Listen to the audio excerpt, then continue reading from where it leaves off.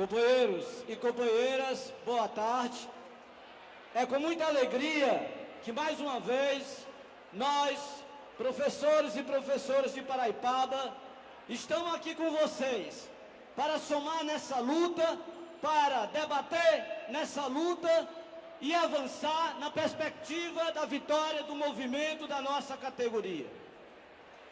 E nós entendemos lá de Paraipaba, numa discussão que aconteceu agora, essa semana, que nós estamos numa luta e nós estamos num tabuleiro de xadrez. É assim que nós entendemos.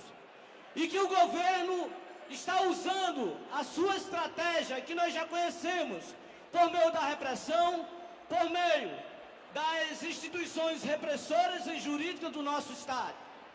Mas, por outro lado, nós também temos que ter uma estratégia política e de ação.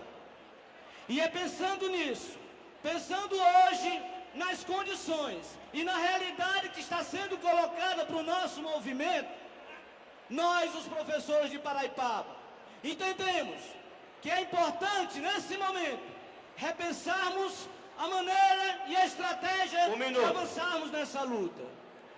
E nós temos uma preocupação também com cada companheiro e cada companheira, não só de Paraipaba, mas de todo o nosso Estado. Porque senão não teria sentido nós estarmos aqui juntos e unidos. Mas eu gostaria e quero repassar o pensamento dos professores de Paraipaba, que até hoje continuam firmes na luta e que querem ver essa vitória ser alcançada. Concluindo. Mas essa vitória também, como já disse, tem estratégia. E, portanto, diante das condições que estão sendo colocadas nesse momento, nós, os professores de Paraipaba, defendemos, nesse momento, a suspensão da greve e estaremos unidos para que Por favor, gente, é infame da região, vamos respeitar.